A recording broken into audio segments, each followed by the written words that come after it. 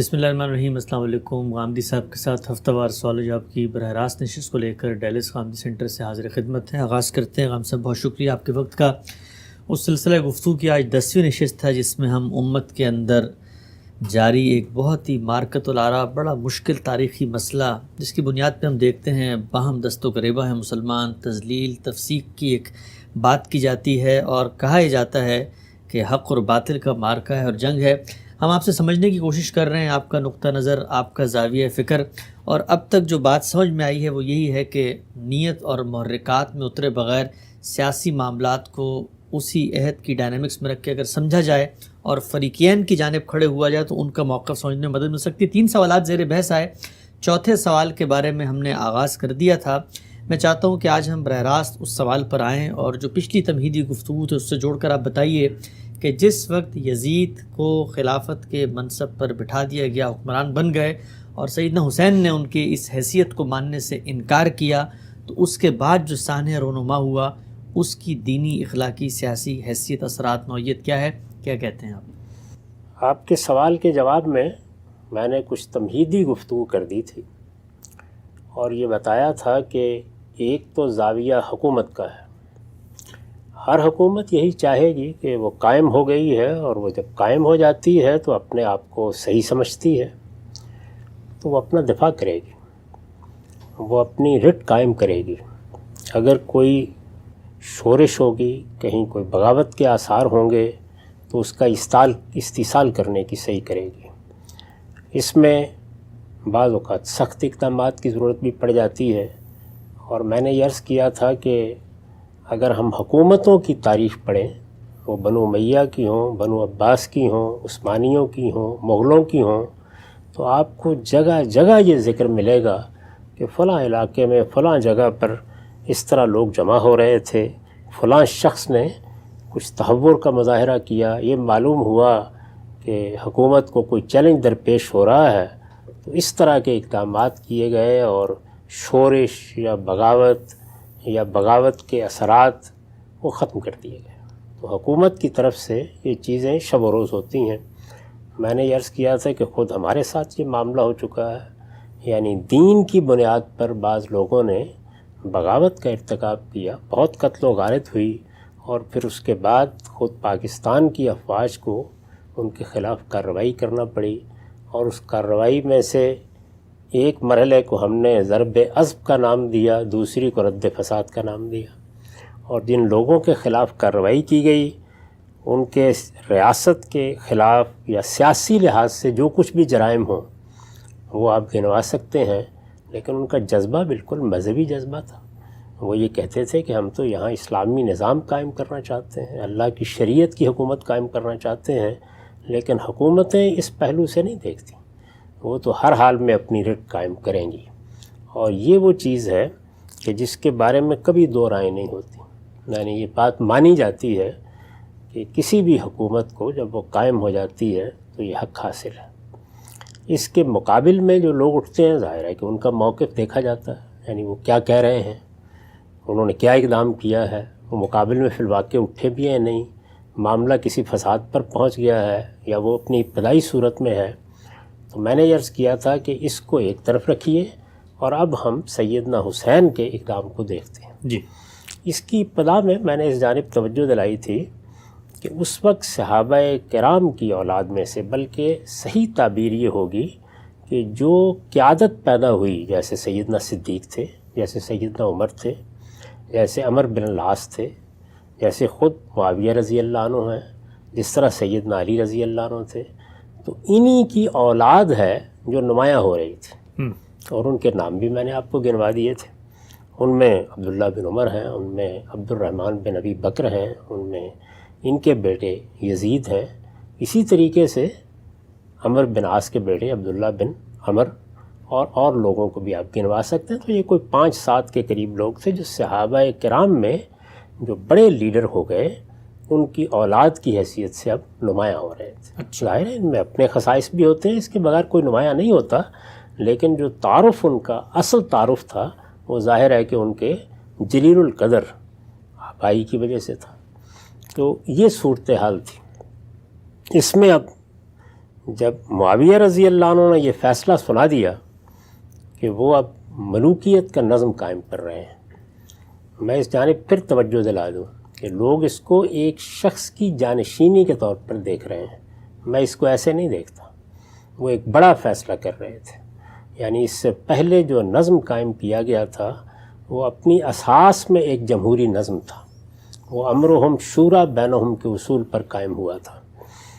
اور اب انہوں نے یہ فیصلہ کیا کہ مسلمانوں کی جو سلطنت قائم ہو گئی ہے اس وقت، بہت بڑی سلطنت، اس کا نظم اس طریقے پر نہیں چلایا جا سکتا، اس لیے اب ملوکیت کے دنیا میں پہلے سے رائج طریقے ہی کو اختیار کرنا پڑے گا۔ تو یہ در حقیقت ایک شخص کی جانشینی کا یا اپنے بیٹے کو جانشین بنانے کا محض فیصلہ نہیں تھا، بلکہ یہ ایک نظام، ایک دوسرے نظام کو جاری کرنے کا فیصلہ تھا۔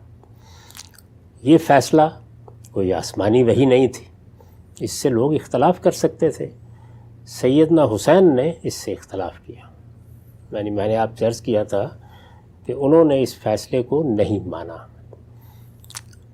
کسی دینی، کسی اخلاقی اصول کے لحاظ سے آپ اس پہ اعتراض نہیں کر سکتے۔ اچھا، اس میں میں نے آپ کو بتا دیا تھا کہ اگر تو حکومت امرہم شورا بینہم کے اصول پر قائم ہوئی ہے، لوگوں نے اس کا انتخاب کیا ہے، یا جو طریقہ بھی آپ نے لوگوں کی رائے لینے کا اپنے زمانے کے لحاظ سے پسند کیا، اس کے مطابق حکومت بنی ہے، تو پھر تو کسی شخص کو بھی اس سے اس طرح کے اختلاف کا حق نہیں ہے۔ یعنی اس کی پالیسیوں سے اختلاف ہوگا، اس کے اقدامات سے اختلاف ہوگا، لیکن اس کے وجود سے اختلاف کی کوئی گنجائش نہیں ہے۔ جب آپ اس بنیاد پر حکومت نہیں قائم کر رہے، وہ کسی اور اصول پر قائم کر رہے ہیں جس میں لوگ فیصلہ نہیں کر رہے، تو پھر مجھے بھی حق حاصل ہے کہ میں اس سے اختلاف کروں، آپ کو بھی حق حاصل ہے۔ لیکن ڈیفیکٹو تو مانا جائے گا نا؟ ڈیفیکٹو ماننا تو طے ہے۔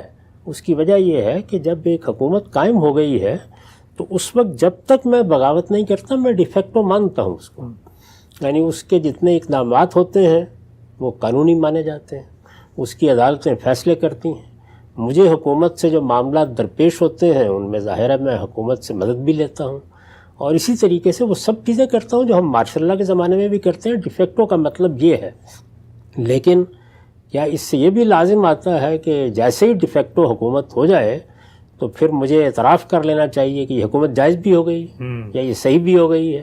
تو سیدنا حسین نے سیدنا معاویہ کے اس فیصلے کو قبول نہیں کیا۔ ٹھیک، معاف کیجیے۔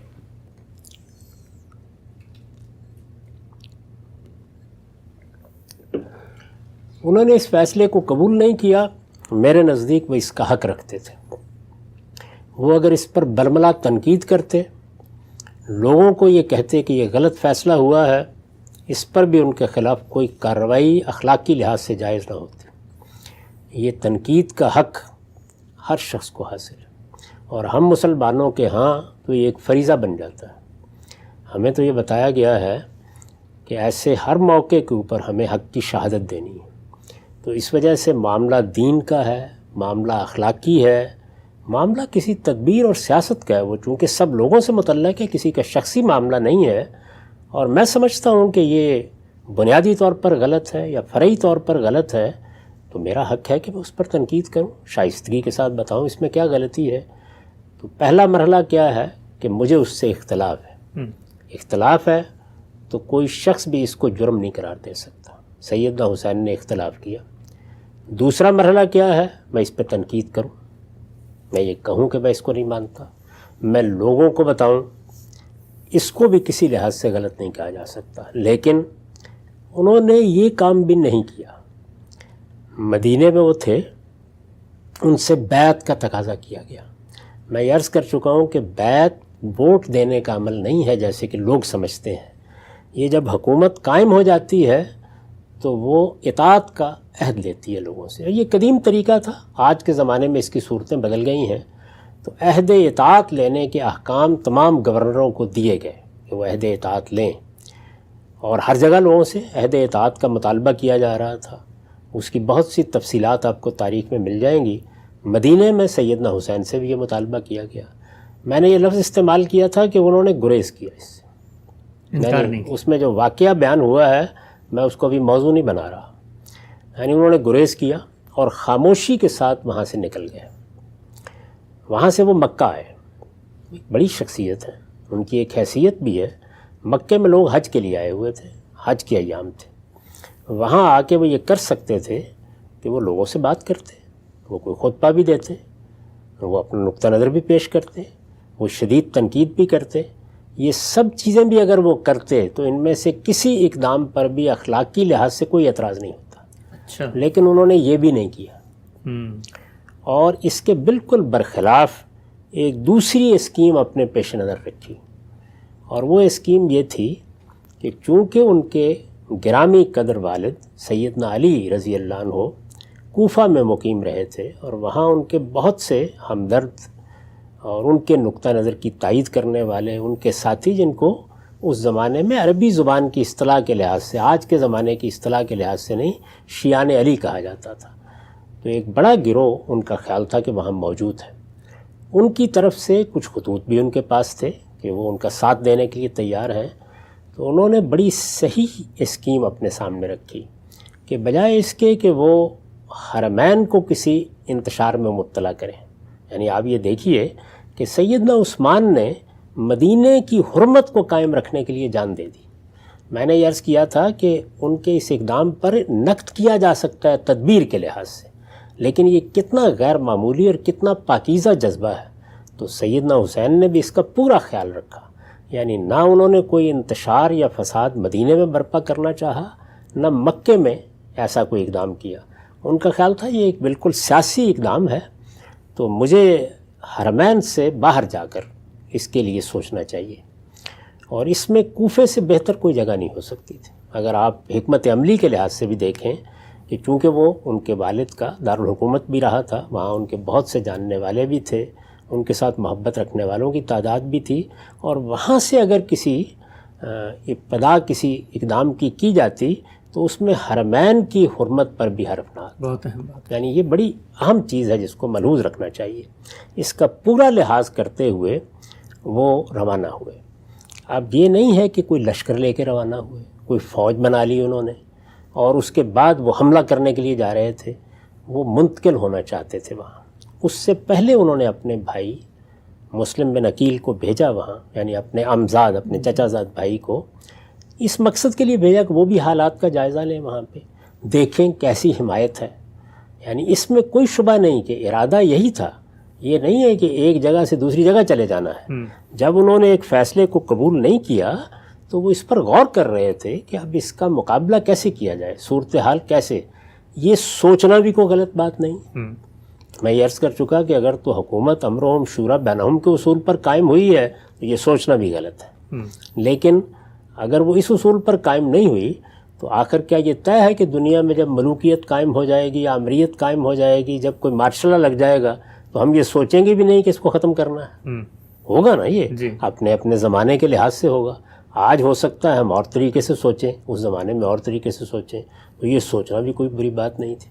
یہ ارادہ کرنا کہ میں وہاں جا کے حالات کا جائزہ لوں گا اور اس کے بعد یہ دیکھوں گا کیا اقدام کرنا ہے, اس میں بھی کوئی چیز قابل اعتراض نہیں ہے. تو وہ اپنے خاندان کے لوگوں کو, چند ساتھیوں کو جو ان کے ساتھ جانے کے لیے تیار تھے, وہ لے کے نکلے. یہ کوئی لشکر نہیں تھا, کوئی بغاوت نہیں تھی, ان میں سے کوئی چیز نہیں. اب اس کے بعد ظاہر ہے کہ حکومت پریشان بھی تھی. وہ یہ دیکھ رہے تھے کہ یہاں پر ان کے اثرات موجود ہیں. وہ یہ بھی دیکھ چکے تھے کہ مسلم بن عقیل کے آنے کے اوپر ان کا غیر معمولی استقبال لوگوں نے کیا ہے.